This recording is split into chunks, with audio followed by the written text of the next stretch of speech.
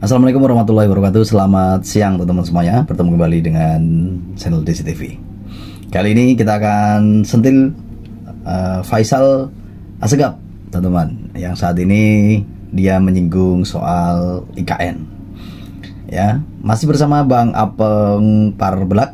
Ya, seperti biasa kita akan membahas ataupun melihat videonya, dan tentunya siapkan tawanya, teman-teman ya. Dan jangan lupa ngopinya juga. Seperti apa? Selamat menyaksikan. Baru-baru ini ILC mengundang Faisal Assegaf. Ya, udah tahu kita kalau ILC nggak ngundang-ngundang orang kayak gini nggak laku itu. Taruhan kita. Ya, karena apa? Orang-orang inilah yang dipakai ILC untuk menaikkan rating. Iya, orang ini udah punya jadwal ini. Rocky Gerung 2 kali seminggu, Refli Harun 2 kali seminggu, Faisal Assegaf 2 kali seminggu. Hari libur jatahnya Mabuk MD. Ya karena apa? Memang sengaja diundang orang-orang yang mindsetnya sama, ya, supaya apa? Supaya ada pertikaian, ada konflik. Karena kita tahu sendiri bahwasanya pada hakikatnya manusia senang kali nonton konflik.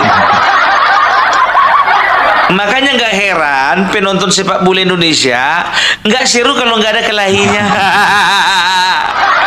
Kalau nggak rusuh kurang seru, kurang menggigit. Jadi ya, ini kawan ditanyai Karni Ilyas mengenai ya bagaimana progresnya IKN. Pak, Bapak salah orang. Kalau Bapak mau nanya tentang progresnya IKN, Pak, pada kepala otoritas kepada kepala badan otoritas IKN, itu yang betul. Bapak tanya orang yang nggak berkepentingan.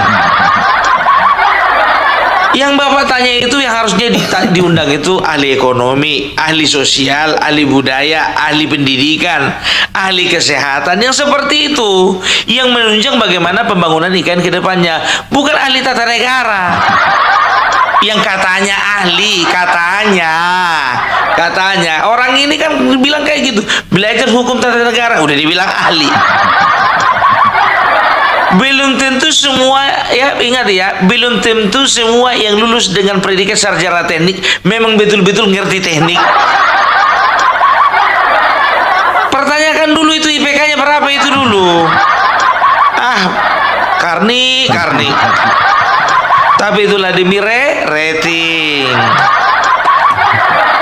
Jadi kita masuk kepada pokok permasalahan. Ya, dia katakan ya dia tidak setuju bahwasanya IKN itu akan berjalan dengan mulus. Ya, dia berpendapat bahwasanya IKN dipastikan akan mangkrak ya oleh beberapa faktor. Yang pertama dia katakan oleh karena adanya pelanggaran undang-undang.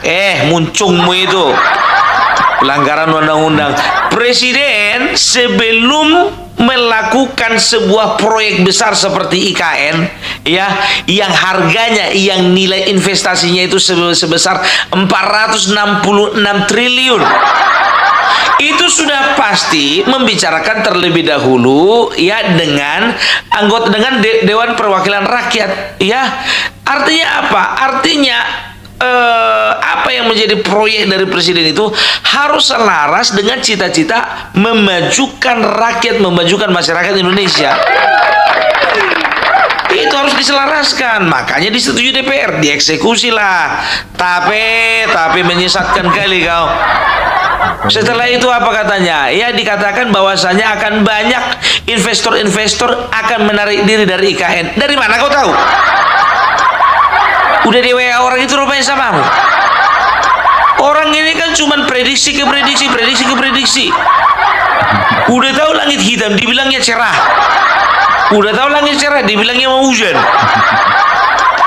Jadi prediksi itu sesuai dengan isi kepala mereka.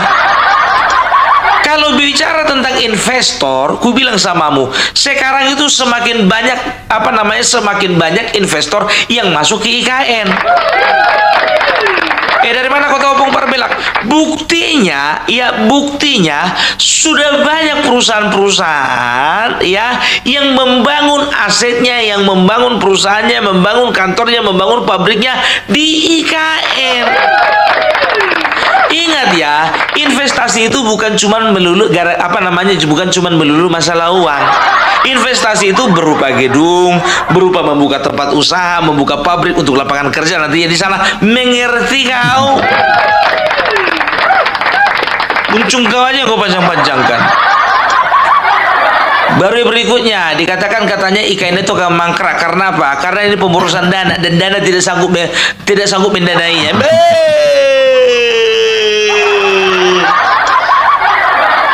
Kutanya dulu sama kau pernah nggak punya uang 466 triliun?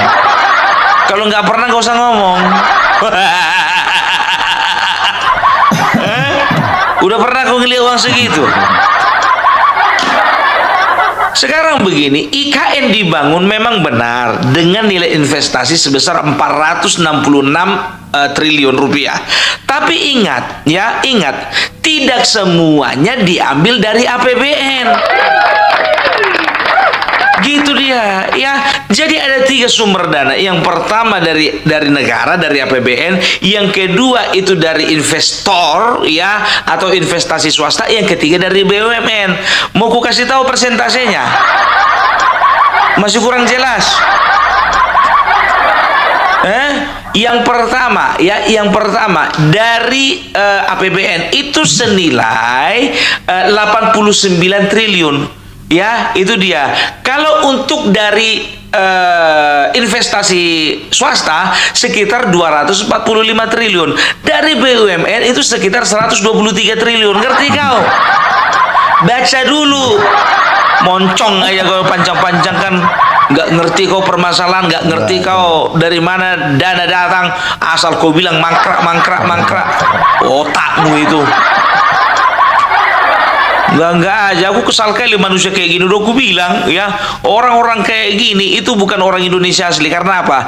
Orang Indonesia asli adalah orang yang ingin membangun bangsanya sendiri. Itu orang Indonesia asli. Perjelas dulu itu lihat dulu paspornya itu. Makanya aku bilang ya, jadi nggak usah sok-sok tahu. Dia juga apa katanya dia katakan katanya kenapa nggak proyek Hambalang aja diteruskan, padahal SBY sudah menitipkan kepada Joko Widodo untuk melanjutkan proyek Hambalang. Sekarang begini ku bilang samamu ya, proyek Hambalang dari segi dana, proyek Hambalang itu nilainya cuma 1,4 triliun. IKN itu proyeknya 466 triliun. Berapa ratus kali lipat itu, Faisal? Ya, artinya apa? Artinya ya, urgensi untuk membangun proyek Hambalang itu hampir tidak ada. Gitu loh. Karena apa? Semenjak dibangun negara sudah rugi sekitar 463 miliar. Udah gue kasih lagi angka-angkanya samamu kan? Makanya kau bicara pakai data. Datamu mana? Matanya ini. Ya, itu dia sudah rugi. Setelah itu apa? Ada permasalahan selain daripada masalah dana. Yang pertama masalah pelepasan lahan. Karena apa? Karena ketika proyek Hambalang dibuka itu akan Itu akan ada pengalih fungsian sebagian besar hutan yang ada di sana. Itu pertama. Baru yang kedua, manfaatnya terhadap masyarakat tidak terlalu signifikan. Untuk apa dilanjutkan proyek yang sudah bisa dikatakan ya nggak bisa dilanjutkan lagi, itu harus diulang dari awal. Karena apa? Dari semua konstruksinya dan juga materialnya itu nggak bisa dipakai, dan juga urgensinya itu nggak ada, gitu loh. Itu yang pertama. Baru dia membandingkan lagi dengan kenapa nggak JSS katanya. JSS itu jembatan Selat Sunda yang rencananya akan dibangun oleh presiden sebelumnya. Harusnya itu dulu diperhatikan. Kalau berbicara tentang peningkatan ekonomi, harusnya itu. Jadi arus perekonomian dari Sumatera ke Jawa bisa lancar. Tapi salah satu pembangunan IKN itu sasarannya adalah pemerataan penduduk. Kalau tetapnya juga Jakarta Jawa Sumatera yang diapakannya itu nggak pemerataan penduduk, itu pindah-pindah dari A pindah ke B, B pindah ke A. Ku kasih dulu angka sama datanya samamu ya. Jumlah penduduk yang ada di Pulau Jawa dari sekitar 240 juta jiwa ya, itu sekitar 58% tinggal di Jakarta. Ingat itu, 58% di Jakarta dan sekitar 24 tinggal di Sumatera. Bayangkan, berarti sudah ada sekitar, kalau digabung Pulau Jawa dan Sumatera, itu berarti ada angka sekitar 80%. Sementara di Kalimantan, ya, persebaran jumlah penduduk itu hanya sekitar 7%. Sulawesi cuma 6%. Ya, jadi perlu ada pemerataan penduduk. Ketika dibangun IKN di sana, maka nyatalah yang dikatakan dengan Indonesia sentris, bukan lagi dengan Jawa sentris. Jadi makanya setelah dipertimbangkan tidak terlalu, ya ingat ini urgensinya terhadap kemajuan bangsa ini, ya bisa dikatakan tidak terlalu signifikan ketika membangun jembatan Selat Sunda ya dibandingkan dengan IKN. Udah pasti jauh IKN. Gitu loh. Kalau sudah IKN katanya berarti nanti investasi masuk. Setelah itu apa? Ya sumber daya alam yang ada di sekitar itu boleh dipergunakan. Sumber daya manusianya juga boleh mereka boleh semakin meningkat. Kan begitu, dan akan ada secara alami nanti akan ada perpindahan penduduk dari Pulau Jawa, dari Pulau Sumatera ke Kalimantan. Gitu. Ini ndak aja kerjamu. Kau singgung-singgung masalah jembatan Selat Sunda. Inilah orang kalau nggak ngerti masalah diundang-undang kayak begini. Makanya sekali-sekali undang opung para bela gitu loh.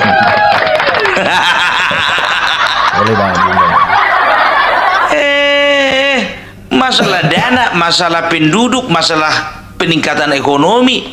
Dan juga dia katakan apa? Ya, ini adalah merupakan sebuah kebingungan di masyarakat. Karena apa? Masyarakat diperhadapkan dengan kenyataan bahwasanya Indonesia memiliki 2 ibu kota. Telor, aku bilang samamu, kalau orang pun pindah rumah, ya contoh, misalnya kau rumahmu di mana, di Sutet, kau bilang di bawah Sutet, ngontrak kau di bawah Sutet itu katakanlah 1 tahun, ya bulan yang ke-10 kau ada rezeki. Kau beli tanah lah misalnya katakanlah 15 km dari tempatmu yang lama, ya kan? Kau bangun rumah di sana, ya. Jadi 10 bulan, bulan ke-10 kau sudah mulai selesai. Ya, mulailah kau pindah-pindahkan barangmu, mulailah kau rehab-rehab itu di rumah, di tempat tinggalmu yang baru. Sekarang begini, statusnya rumahmu yang kau tinggali yang di bawah Sutet itu masih berhak nggak kau di situ? Masih kan, karena apa? Kontrakmu masih 2 bulan lagi. Nah, yang di sana tempatmu yang baru, ya, itu gimana kira-kira? Itu punyamu nggak? Punyamu juga. Jadi orang bingung nggak? Ngapain bingung? Mana Pak Faisal di bawah Sutet? Mana Pak Faisal itu di tempat rumahnya yang baru? Kan gampang-gampang aja, kenapa harus bingung? Kau juga ada kok beberapa negara juga, ya, beda ibu kota negara, beda juga dengan ibu kota dengan pusat ekonomi gitu loh, seperti Amerika contohnya, ibu kota negaranya ada di Washington DC, dan juga pusat pemerintahan di Washington DC, pusat perekonomian ada di New York. Udah pernah kau ke New York? Enggak aja. Kalau bicara tentang perpindahan, sekarang Mesir ya sedang melakukan perpindahan ibu kota negara dari tempat yang lama ke yang baru.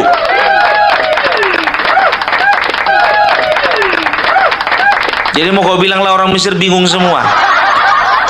Nalarmu itu loh rendah kali, rendah, cetek, kerdil. Nggak bisa gue bayangkan kayak mana partai yang mau kau apakan nanti, yang kau bangun. Ya, itu dia. Ya, jadi baru ada lagi kau bilang ini hati-hati loh, ini fitnah ini. Dia mengatakan bahwasanya, ya, bahwasanya IKN itu kecenderungan ada kemungkinan, ya, sebagai tempat aliran dana dari pencucian uang. Pencucian uang apa? Ngomong tuh pakai data lah, kampretnya inilah. Kurang ajar kayak ke orang. Pencucian uang. Inilah kalau misalkan, inilah beresiko kalau seorang ahli tata negara kelamaan kerja di laundry. Datanya mana? Kasih dulu. Kalau mau data, cari. Gak perlu aku yang kasih. Nana tulis bagus-bagus. Jadi makanya aku bilang, sebelum kau datang ke LC, bikin coret-coretmu. Kalau bahasa Medan, bikin kopeanmu, contekanmu. Jadi ketika kau ditanya permasalahan, kalau enggak, tanya dulu, telepon dulu si Karni. Bang, kira-kira apa yang mau abang tanyakan sama aku? Kenapa rupanya harus kau tanya sama aku? Biar ku bikin contekannya dari sini.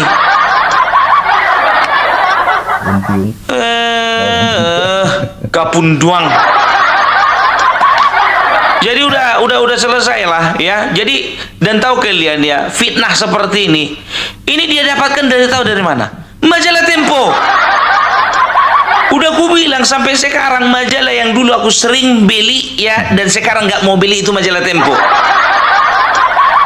Ku bilang sama kau ya, Faisal, lebih bagus aku beli majalah Bobo daripada majalah Tempo atau majalah Femina.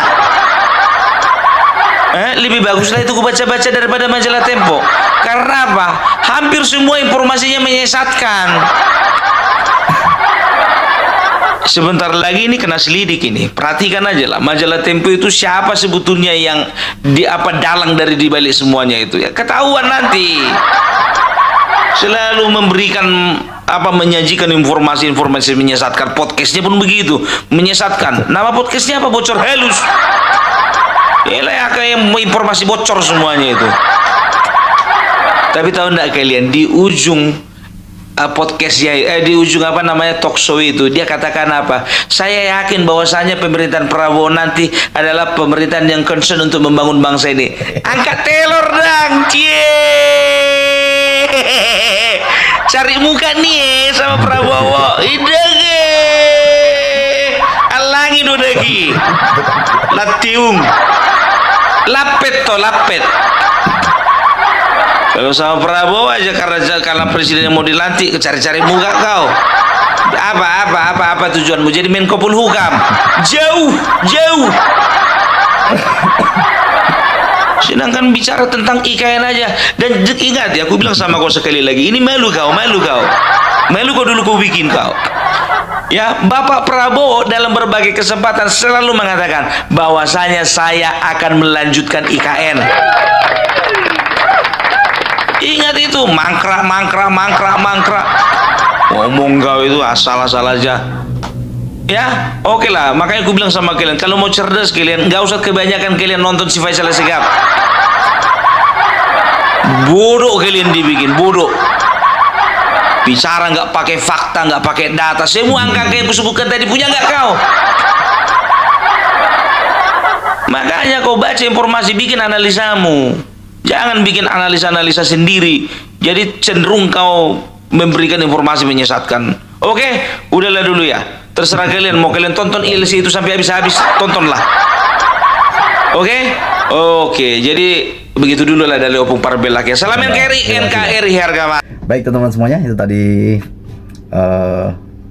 informasi dari Bang Aparbelak ya. Mudah-mudahan ini bisa menginspirasi dan bermanfaat buat kita semuanya. Tetap ambil yang positif, negatif tinggalkan. Terima kasih buat Bang Opung, sehat selalu. Terima kasih. Assalamualaikum warahmatullahi wabarakatuh. Selamat siang.